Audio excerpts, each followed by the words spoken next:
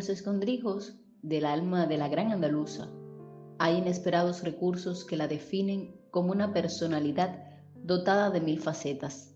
Se confiesa con énfasis y orgullo una racionalista y prefiere al materialista por su elocuente y alternativa sinceridad aquellos que ocultamente y por rodeos revelan su espíritu deterioradamente religioso.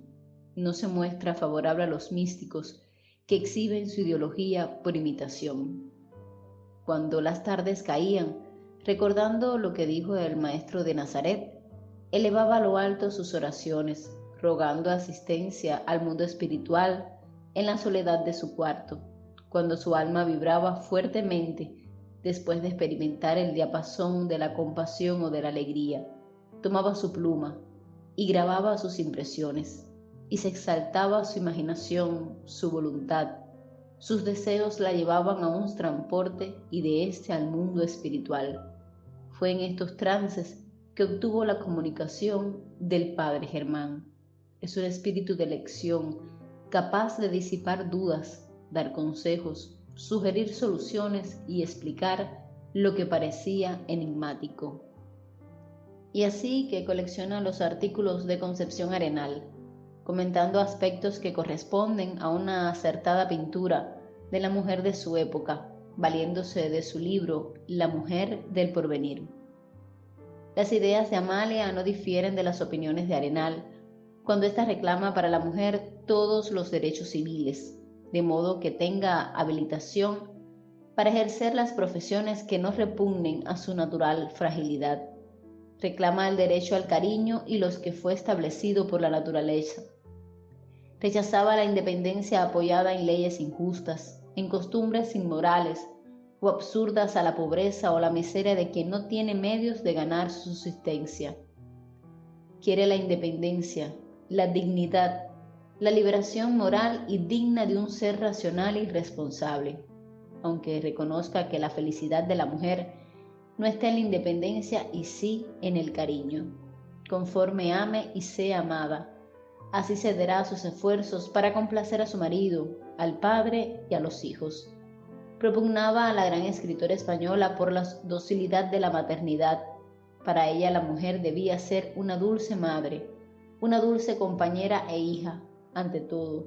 Su misión es una especie de sacerdocio. Ella todo lo llenaba con el amor de su corazón y con las facultades de su inteligencia.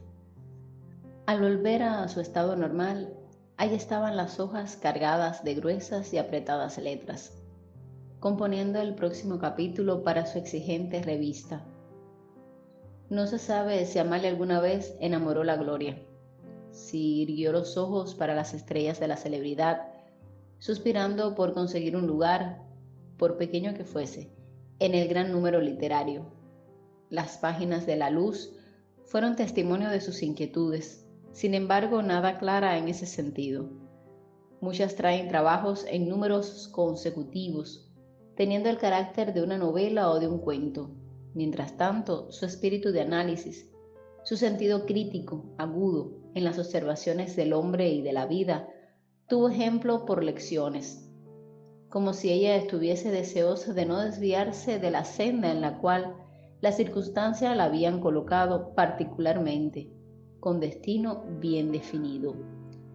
La vida de Amalia era marcada de serios problemas. Veía en la literatura un elemento propicio para educar tanto al desprevenido hombre como a la masa humilde, especialmente a esta, porque su condición no le permitía oropeles y plumas. Se dirigía a su mayor interés. Visitaba los antros, oía los problemas que le describían, anotaba la mentalidad de aquellos que enfrentaba y que casi siempre eran impermeables a los complejos juegos prosódicos. La mujer, meta prioritaria de La Luz, era quien más necesitaba de ese esfuerzo educativo. Por ello, su directora recurría a veces al auxilio de los filósofos y pensadores para llevar a cabo eficientemente su delicada tarea. Dulce, casta, grave, instruida, modesta y amorosa, así Arenal desea a la mujer, y que trabaja en lo que sea útil, pensando en lo que es elevado, sintiendo lo que sea santo, tomando parte en las cosas del corazón, en la tarea del hombre y en las cuestiones del entendimiento.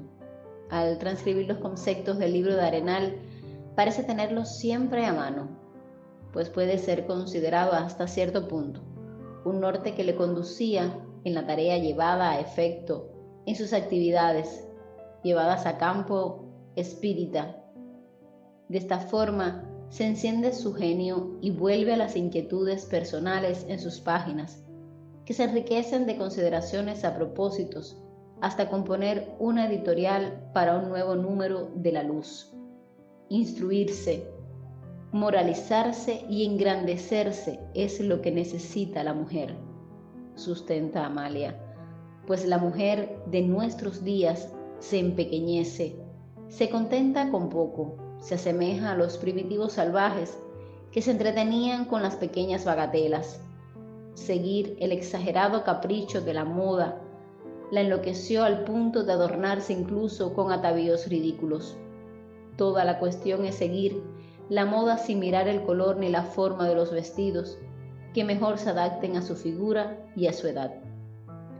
Amalia se lamenta un poco más delante de la insipidez de los diálogos tenidos por la mayoría de las mujeres.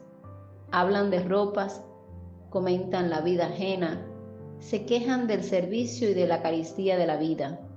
Solo son capaces de hablar solamente las otras mujeres. Pregunta compungida y sin rodeos. Nada de imaginación activa, sentimientos desbordados, racionales, que la eleven de la marginalidad común. Son indolentes en instruirse.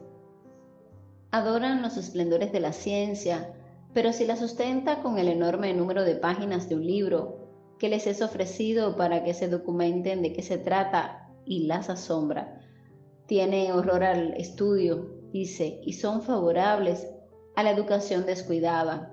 No obstante, las consecuencias que urgía evitar conforme ella demostrando con su permanente cuidado a favor de la dignidad de las hijas de Eva. Amalia propone la necesidad de variar el sistema de la educación femenina, que es apenas superficial, conforme a las costumbres de la época. Considera que ese estado de cosas solo produce mujeres ignorantes, aunque sea tan útil a la mujer frívola que sepa bailar con perfección y conozca varios idiomas. Reclama con justicia que las humildes mujeres del pueblo, pobres víctimas de un trabajo superior a sus fuerzas, adquieran en su infancia apenas las nociones de enseñanza, leer y escribir correctamente, para que en sus raros espacios de tiempo puedan entregarse a la lectura útil. Es preciso comenzar a regenerar el pueblo, iniciando la educación por las mujeres. Para eso trabajamos. Nuestro lenguaje es simple, nunca tratamos de hacerlo difícil. Nuestro objetivo no es ser alabado por los intelectuales y, si entendida, por nuestros necesitados y los carentes de conocimientos nuevos. Un poco más adelante se refiere a un cierto tipo humano que tuviera la ocasión de observar en multitud de oportunidades y anotaba con una admiración sincera y limpia. Estas mujeres tienen un inmenso valor, inmensa fuerza de voluntad y por eso viven, pues arrastran privaciones de toda clase y toda la gama de sufrimientos.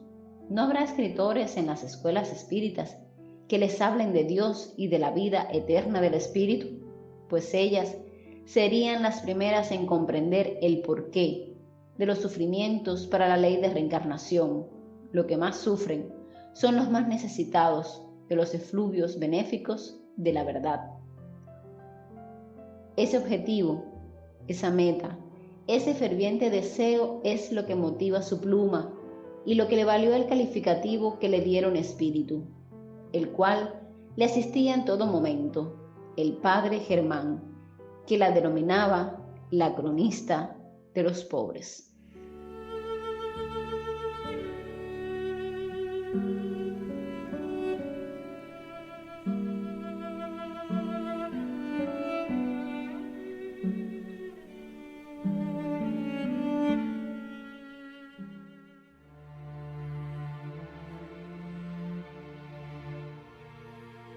Amables oyentes del programa Violetas para Amalia, compartimos con ustedes del periódico espírita La Luz del Porvenir el artículo Extracto de una comunicación.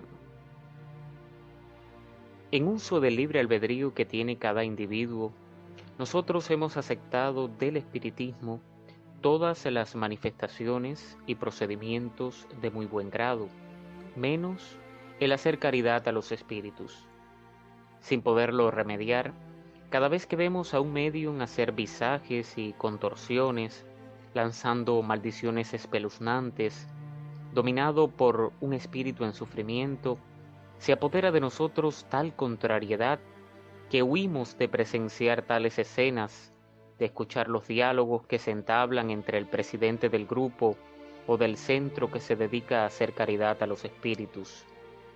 Mas, siempre que hemos tocado este punto, haya sido de palabra o por escrito, hemos sido reconvenidos por cuantos nos han escuchado, pero recriminados duramente, diciéndonos que difundir la luz entre los ciegos era una obra de misericordia, y ciego era el criminal empedernido que en sucesivas existencias hacía el mal por el solo placer de ser hostil y feroz para con sus semejantes, a lo que siempre hemos contestado, y antes de ser conocido y practicado el espiritismo en la tierra, ¿cómo abrían los ojos a la luz los ciegos del entendimiento?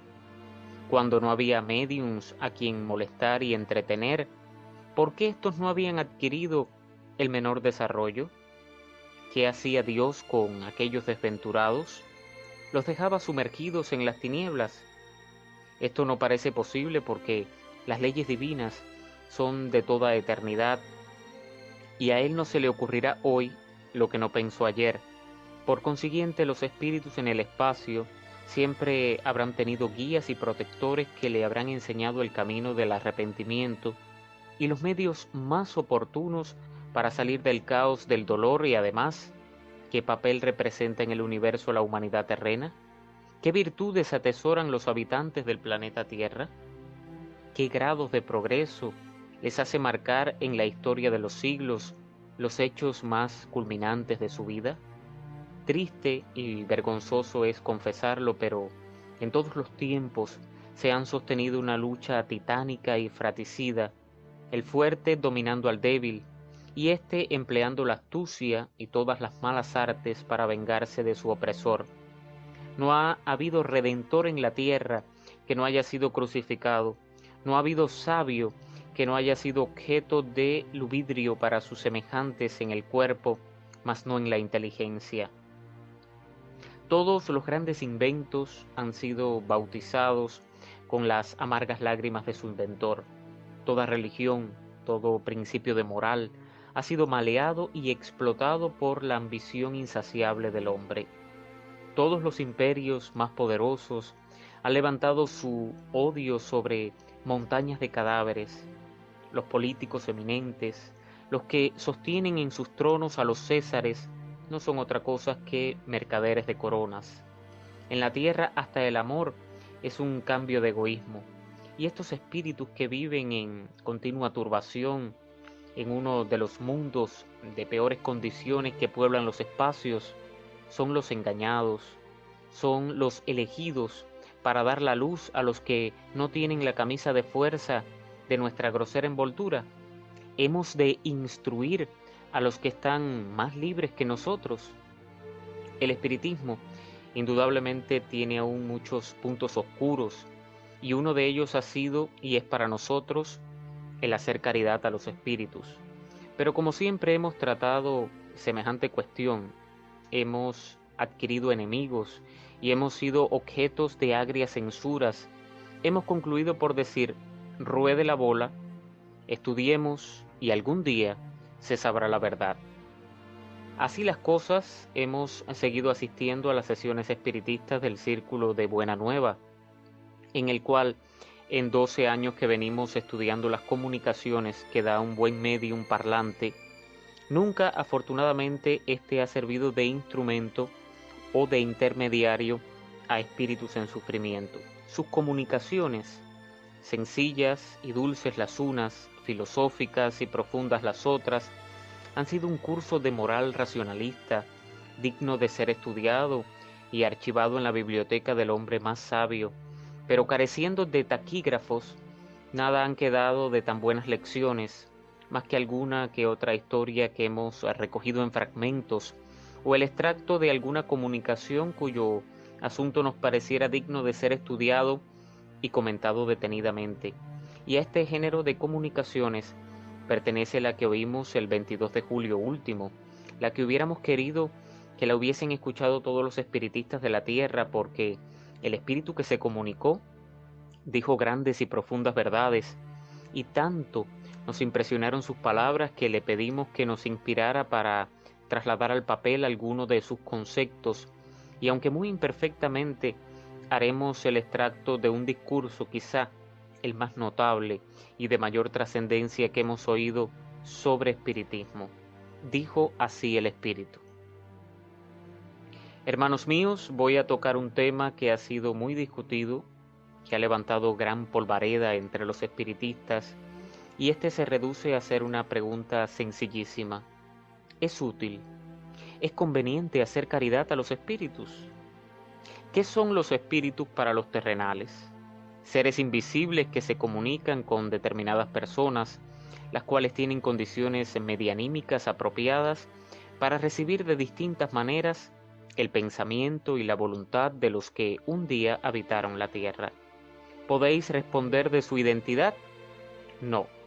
Podéis deducir, conjeturar y hasta creer que será este o aquel, unas veces porque le ven los medium videntes, otras porque dicen lo que solo uno de sus deudos sabe, pero la completa y absoluta seguridad de que el que se comunica es Juan, Manuel o Pedro, esa no la podéis tener. La identidad, sin dudas, es completamente imposible. Luego, al hablar con los espíritus, habláis con seres enmascarados que pueden reírse de vosotros a mandíbula batiente si la tuvieran, como se ríen vuestras máscaras en las fiestas del carnaval, de aquellos que se empeñan en adivinar quién será el bullanguero encapuchado, sabedor de secretos y deslices. Y a estos seres que no conocéis, que ignoráis por completo cómo vivieron y cuáles fueron sus aspiraciones en la tierra, si se os presentan gimoteando y destrozando al medium, decís con acento compasivo: pobrecito, cuánto sufre, qué turbación tan horrorosa. Es preciso no dejarle en la oscuridad. Escucha, buen espíritu, ¿tú no sabes que hay Dios? A esa pregunta, el pobre medium suele ser maltratado por el espíritu que reniega y maldice hasta de su sombra, y los inocentes espiritistas, sin cuidarse de lo que sufre el medium, principian a exhortar al espíritu en turbación y a decirle: mira, atiende, escucha, ¿tú no sabes rezar? Ah, ¿tú no sabes el consuelo que se encuentra en la oración? Ora, buen espíritu, elévate, elévate y encontrarás a Dios. Infelices, que no merecen otro nombre los que se asocian a los comediantes del espacio. ¿Pensáis que un espíritu empedernido en el crimen se eleva en el breve plazo de algunos segundos? No. Necesita siglos para engrandecerse y aspirar el perfume divino de la oración. ¿Por qué sois tan torpes?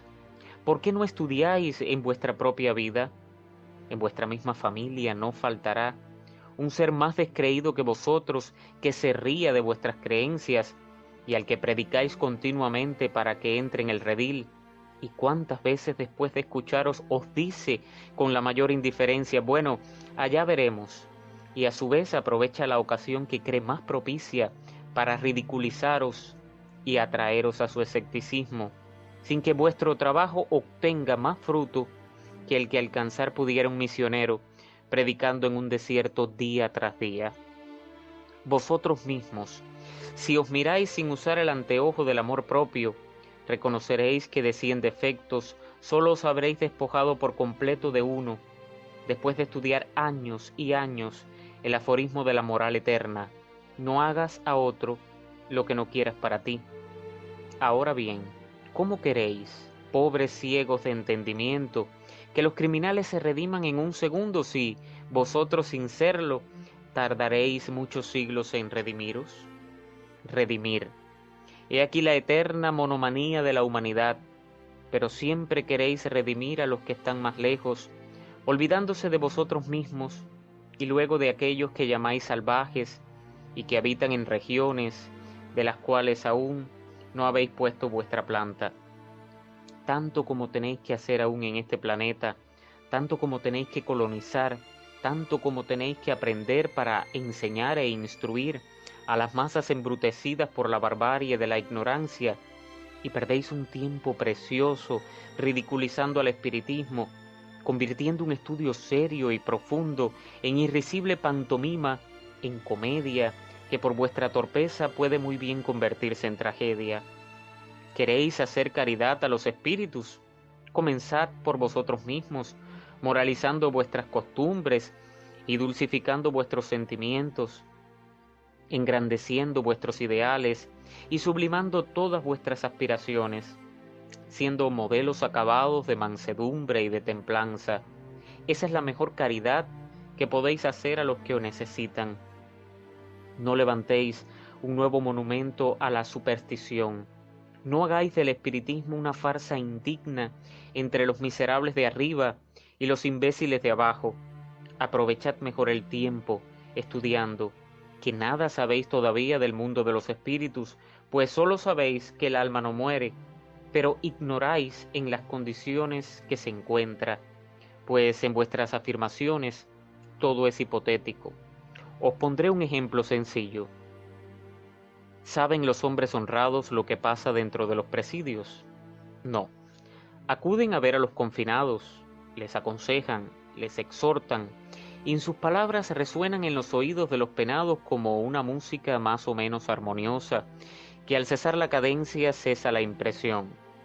Y su género de vida no sufre alteración alguna porque siempre se inclina el espíritu del lado de la rutina y de la costumbre, pues de igual manera, los espíritus criminales no se convierten por los consejos de aquellos a quienes toman en su malicia y perversidad como juguete y entretenimiento, complaciéndose en atormentarlos y en obsesarlos sin compasión. ¿Cuánto tiempo malgastáis? ¿Cuántas horas perdéis en inútiles predicaciones, conversando con los de arriba mientras abandonáis a los de abajo?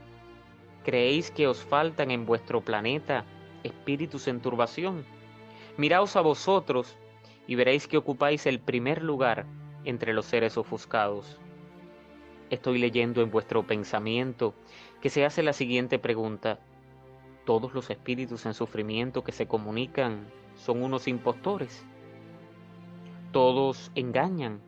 No todos precisamente, pero tened entendido que el espíritu que de buena fe llega a vosotros para contaros sus penas, respetará al médium y no le hará sufrir, ni tampoco dirá con fingido alborozo: qué bien me encuentro, ya veo la luz, cuán feliz soy. No, nada de eso, porque tenedlo bien entendido, no sois los terrenales encargados de dar luz a los habitantes del espacio, porque aún vivís en completas tinieblas, porque sois unos infelices cargados de penalidades, y no sabéis siquiera la mayoría de vosotros de qué se compone el aire que respiráis. No tratéis de redimir a nadie, que harto trabajo os costará redimiros en el transcurso de los siglos. Aprovechad mejor el tiempo, estudiad, analizad, comparad, y haréis la mejor obra de caridad, porque veréis nuevos horizontes y dejaréis de representar farsas ridículas, queriendo convertir muchas veces a quien sabe más que vosotros en todos los sentidos. Los espíritus no necesitan caridad. En el espiritismo no hay ánimas del purgatorio que esperen misas y reponsos. Las leyes eternas se cumplen sin intervención de nadie. Los espíritus se estacionan o adelantan según sus grados de progreso. ¿Y cuántas comedias se han representado hasta ahora en los centros espiritistas? Porque no ha habido tal conversión, y sí, solo la burla de los de arriba y la supina ignorancia de los de abajo. Repetid mis palabras y no temáis al estamparlas en el papel, que ellas den lugar a protestas. Decid siempre la verdad, que la verdad os hará libres. De verdades está sedienta la humanidad, tenedlo bien entendido. Haced que la razón sea el manantial inagotable que calme la ardiente sed de las generaciones del porvenir. Adiós. Esta fue la síntesis de la comunicación.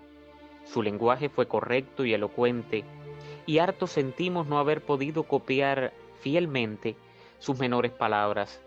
Pero en la ruda lucha de la vida no siempre se dispone del tiempo necesario, no siempre se pueden emplear todas las horas en trabajos intelectuales, mas, aunque imperfectamente, no hemos querido dejar de transcribir algunos fragmentos de tan valiosa comunicación que ha venido a corroborar nuestra opinión de que los espíritus no necesitan caridad, al menos en la forma en que hasta ahora se ha venido haciendo, y creemos que el mayor bien que les podremos hacer es convertir la tierra en un mundo de paz y de amor.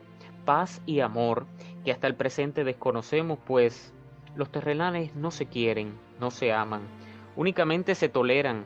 La tolerancia es lo que hoy simula el amor en el seno de la familia. Que los espíritus perversos, cuando se acerquen a la tierra, no vean más que familias felices, y la contemplación de nuestras virtudes será para ellos la mejor obra de caridad. Hasta aquí, mis amigos, la lectura de este excelente artículo del periódico espírita La Luz del Porvenir, dirigido por Amalia Domingo Soler, la cantora del espiritismo. Agradecemos a todos su fiel sintonía a través de las frecuencias de Radio Espírita Uruguay con su programa Violetas para Amalia.